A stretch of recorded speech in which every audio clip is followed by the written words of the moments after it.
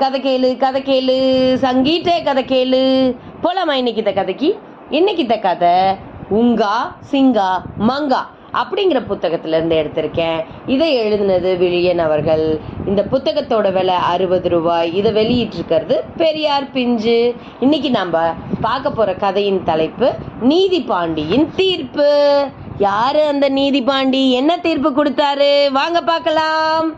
ஆலமரத்துல விளையாட்டு, ஆலமரத்துல பஞ்சாயத்து, வாங்க வாங்க பார்க்கலாங்க. முயலுக்கு பிரச்சனைங்க, என்னன்னு தெரியலைங்க. நீதி பாண்டி வந்துட்டாரு, தீர்ப்பத்தா சொல்ல போறார். நீதி பாண்டி வந்துட்டாரு, தீர்ப்பத்தா சொல்ல போறார். வாங்க வாங்க பார்க்கலாங்க, என்ன ஆகுதுன்னு பார்க்கலாங்க. ஆமாங்க, அது ஒரு அழகான பெரிய ஊர். அந்த ஊர்ல நிறைய விலங்குகள் ரொம்ப சந்தோஷமா வாழ்ந்துட்டு வந்தாங்க. அந்த ஊர் ஓரத்துல ஒரு பெரிய ஆலமரம் இருக்கும். அந்த ஆலமரத்துக்கு அடியில தான் தினமும் நீதிமன்றம் செயல்படும். அந்த நீதிமன்றத்துல நிறைய வழக்குகள் நடைபெறும். அத்தனை வழக்குகளையும் அழகா ஆராய்ந்து ஒவ்வொன்றுக்கும் பஞ்சாயத்து கரெக்டா நீதி கொடுக்கிறவர் தான் நம்ம நீதி பாண்டியான கரடி மாமா. அப்படி ஒரு நாள் காலையில 10 மணிக்கு அவர் அந்த ஆலமரத்துக்கு அடியில வந்துட்டார். அதுக்கு முன்னரே ஒரு பெரிய வழக்கோட சக்கு முயல் அந்த ஆலமரத்துக்கு முன்னாடி நின்றுட்டு இருந்தது. உடனே கரடி மாமா, என்ன ஆச்சு முயலாரே? சக்கு, என்ன உன் வழக்கு சொல்லு, நான் கேட்கிறேன் அப்படின்னு சொன்னாரு. உடனே அந்த சக்கு முயல் அதுக்குண்டான பிரச்சனைய சொல்ல ஆரம்பிச்சுது.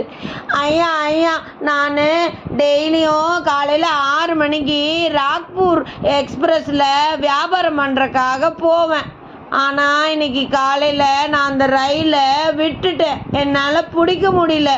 எனக்கு அதனால 3000 ரூபா நட்டமாயிருச்சு. இந்த நட்டத்தை எனக்கு குக்கு சேவல் தான் கொடுக்கணும். எப்படியாவது அந்த 3000 ரூபாய குக்கு சேவல் கிட்ட இருந்து எனக்கு வாங்கி கொடுத்துருங்க கரடி மாமா. இதுதான் என்னோட வழக்கு. நல்லா இருக்கு முயலாரே, ஆனா நீங்க நட்டப்பட்டதுக்கு எதுக்கு குக்கு கிட்ட 3000 ரூபா வாங்கி தரணும்? இந்த வழக்குக்கும் அதுக்கும் சம்பந்தமே இல்லையே அப்படின்னு சிரிச்சுக்கிட்டே கேட்டாரு நம்ம கரடி மாமா. அதுக்கு அந்த முயல் பதில் சொல்லுச்சு, இல்லைங்க கரடி மாமா அவர்களே, காலையில் 5 மணிக்கே கூவுற சேவல் இன்னைக்கு 7 மணி ஆயும் கூவவே இல்லை. அதனால தான் நான் தாமதமாக எந்திரிச்சேன். ரொம்ப லேட்டாக எந்திரிச்சனால ரயிலை பிடிக்க முடியல, ரயிலை விட்டுட்டேன். அதனால குக்கு தாமதமாக கூவுச்சு இன்னைக்கு காலையில். அதுதான் பெரிய பிரச்சனை. அது நேரமாக 5 மணிக்கு கூவி இருந்துச்சுன்னா நான் போய் கரெக்டாக அந்த ரயிலை பிடிச்சிருப்பேன். அப்போ நீங்களே சொல்லுங்க, எனக்கு 3000 ரூபா நட்டமானதுக்கு காரணம் குக்கு தானே. அதனால அந்த குக்கு கிட்ட இருந்து எனக்கு 3000 ரூபா நீங்கள் தான் வாங்கி தரணும். குக்கு உடனே நீதிமன்றத்திற்கு அழைத்து வரப்பட்டது. குக்குக்கு ஒன்றுமே புரியல. எதுக்குப்பா என்னை கூட்டிகிட்டு வந்திருக்காங்க? நான் ஒரு தப்பும் பண்ணல, தெரிஞ்சும் தப்பு பண்ணல, தெரியாமலும் தப்பு பண்ணல, என்ன பிரச்சனை அப்படின்னு முழிச்சுக்கிட்டே நின்றுட்டு இருந்தது. நீதிபாண்டி கரடி மாமா என்ன நடந்துச்சு அப்படிங்கிறத தெளிவாக குக்குவுக்கு விளக்கி சொன்னார். இதுக்கும் எனக்கும் என்ன சம்பந்தம் அப்படின்னு பயங்கர சத்தம் போட்டுச்சு அந்த குக்கு சேவல். இதெல்லாம் அநியாயம், இதுக்கு எப்படி நான் பொறுப்பாக முடியும்? நாளா 3000 ரூபா தர முடியாது அப்படின்னு பயங்கரமா அழுது புலம்புச்சு அந்த குக்கு. உடனே கரடி மாமா கேட்டாரு, சரி நீ ஏன் தாமதமா எந்திரிச்ச? எப்பயும் 5 மணிக்கு எந்திரிச்சு கூவிடுவீல்ல, ஏன் இன்னைக்கு தாமதமா எந்திரிச்ச? அதை சொல்லு முதல்ல அப்படின்னு கேட்டதுக்கு குக்கு சொல்லுச்சு, இல்லைங்க ஐயா, நான் நேற்று இரவு ஒரு படம் பார்க்குறக்காக திரையரங்குக்கு போயிருந்தேன்.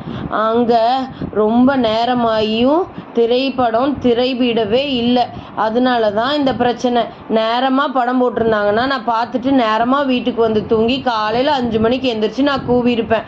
ஆனால் படம் போடுறக்கே ரொம்ப லேட் ஆயிடுச்சு.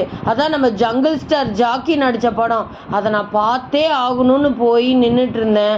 ரொம்ப தாமதமாக போட்டது என்னோட குத்தமா? அது அந்த மக்குவோட குத்தம் தானே? அப்போ இந்த 3000 ரூபாயை நீங்கள் அந்த மக்கு கிட்ட தான் வாங்கணும். மக்கு ரொம்ப லேட்டாக அந்த படத்தை போட்டனால தான் நான் லேட்டாக வீட்டுக்கு வந்து நான் லேட்டாக தூங்கி நான் லேட்டாக எந்திரிச்சேன். உடனே அந்த மக்குவை கூப்பிடுங்க, அவர்கிட்ட இருந்து அந்த 3000 ரூபாய் வாங்கி நம்ம சக்கு கிட்ட கொடுத்துடலாம் அப்படின்னு அழகா சொல்லிச்சு நம்ம குக்கு. என்ன பண்ணுறதுன்னு தெரியாமல் அந்த மக்குவை வர சொன்னாங்க. மக்குங்கிறது ஒரு நரி. அந்த பெரிய ஊரில் ஒரு பெரிய தேட்டர் இருந்துச்சு, அதான் திரையரங்கு. அந்த திரையரங்கோட உரிமையாளர் யாருன்னா அந்த நரி தான். அப்பப்போ நல்ல படங்கள் அத்தனையும் அந்த திரையரங்கில் தான் போடுவாங்க. அப்படி போடப்பட்டது தான் ஜங்கிள் ஸ்டார் ஜாக்கிங்கிற படம். அதை பார்க்க போய் தான் குக்கு தாமதமாக எந்திரிச்சிருக்கு. நீதிமன்றத்திற்கு வந்ததுக்கப்புறம் மக்கு பேந்த முழிச்சுது. எதுக்குப்பா என்னை கூப்பிட்டாங்க? ஏற்கனவே எனக்கு 1008 பிரச்சனை. நேற்று போட்ட படம் வேற நல்லா ஓடல. நானே மன வருத்தத்துலேயும் விரத்திலையும் இருக்கோம். இப்போ என்ன புது பிரச்சனை காத்திருக்கு? அப்பா சீக்கிரம் சொல்லுங்கப்பா, இன்னைக்குனாவது போய் நான் திரைப்படத்தை நேரமாக திரையிடுறேன். ஐயா கரடி ஐயா சொல்லுங்க, எதுக்கு ஐயா என்னை வர சொன்னீங்க? நான் எந்த தப்பு பண்ணலையேங்க ஐயா. ஏற்கனவே அந்த படம் வேற ஒழுங்கா ஓட மாட்டேங்குது. நான் ஏன் சக்குக்கு 3000 ரூபா தரணும்? எனக்கும் சக்குக்கும் தான் சம்மந்தமே இல்லையே. நான் அதுக்கு எந்த பிரச்சனையும் கொடுக்கலையே. நான் எதுக்கு 3000 ரூபா தரணும்? எனக்கு ஒன்றுமே புரியலிங்க ஐயா. முதல்ல எனக்கு தெளிவாக விளக்குங்க அப்படின்னு சொன்னோன்னையும் நீதிபாண்டி கரடி மாமாவும் மக்குக்கு நடந்த விஷயத்தை அத்தனையும் சொல்கிறாரு. சொன்னதுக்கப்புறம் மக்கு, அடப்பாவிகளா, நீங்கள் சொல்கிறதெல்லாம் என்னால் செய்ய முடியாது. நான் ஒன்றும் வேணும்னே படத்தை தாமதமாக போடல. நான் தாமதமாக போட்டதுக்கு முக்கிய காரணம் யார் அப்படின்னா அந்த குரங்கு பிக்கு தான். அந்த குரங்கு பிக்கு தான் இந்த படத்தில் விலங்குகளை எல்லாத்தையும் துன்புறுத்தியிருக்காங்க அப்படின்னு பெரிய மனு ஒன்று இந்த நீதிமன்றத்தில் கொடுத்துருக்கு. அந்த வழக்கு விசாரித்து அந்த நகல் கிடைச்சாதான் என்னால் அந்த திரைப்படத்தை திரையிட முடியும். அந்த நகல் என் கையில் கிடைக்கிறக்கே ரொம்ப தாமதமாயிருச்சு. அந்த நகல் வாங்கிட்டு தானே நான் திரைப்படத்தை திரையிட முடியும். அப்போ இதுக்கு யார் காரணம்? நல்லா யோசிச்சு பாருங்க. குரங்கு பிக்கு தான் காரணம். அதனால அந்த பிக்கு கிட்ட 3000 ரூபா வாங்கி நம்ம சக்கு கிட்ட கொடுத்துருங்க. என்னது, குரங்கு பிக்குவா? கூப்பிடுங்கப்பா அந்த பிக்குவை அப்படின்னு சொன்னோன்னே குரங்கு அங்கே வரவழைக்கப்பட்டது. நடந்ததை எல்லாத்தையும் குரங்கு கிட்ட தெளிவாக சொன்னாங்க. இன்னைக்குமா பிரச்சனை அப்படின்னு முழிச்சுக்கிட்டே நீதிபாண்டி கரடி மாமாவை பார்த்தது நம்ம குரங்கு. ஐயா கரடி ஐயா, தீர்ப்பு சொன்ன உடனே 10 நிமிஷத்தில் நான் நகலை கொண்டு போய் நரி அண்ணங்கிட்ட கொடுத்துட்டேன். இதுக்கும் எனக்கும் சம்பந்தமே கிடையாது. காலையிலேயே என் வழக்கை விசாரித்து தீர்ப்பு சொல்லியிருக்கலாம். ஆனால் 10 நிமிஷத்துக்கு ஒருக்கா உணவு இடைவேளை, நொறுக்கு தீனி இடைவேளை அப்படின்னு தாமதித்து கொஞ்ச நேரம்னு சாயந்தரம் வரைக்கும் தீர்ப்பை இழுத்து ரொம்ப லேட்டாக தீர்ப்பு சொன்னது யாருன்னா நம்ம நீதிபதி தான். இந்த பிரச்சனைக்கு முழு காரணம் நம்ம நீதிபதி மட்டும்தான். அதனால இந்த சக்குக்கு 3000 ரூபா கொடுக்க வேண்டியது வேற யாரும் கிடையாது, நீதிபதி தான். அதனால நீதிபதி கூப்பிட்டு அந்த 3000 ரூபாயை வாங்கிக்குங்க அப்படின்னு ஆணி அடித்த மாதிரி நம்மளோட குரங்கு பிக்கு சத்தமாக சொல்லிருச்சு. உடனே நீதிபாண்டி, கூப்பிடுங்க அந்த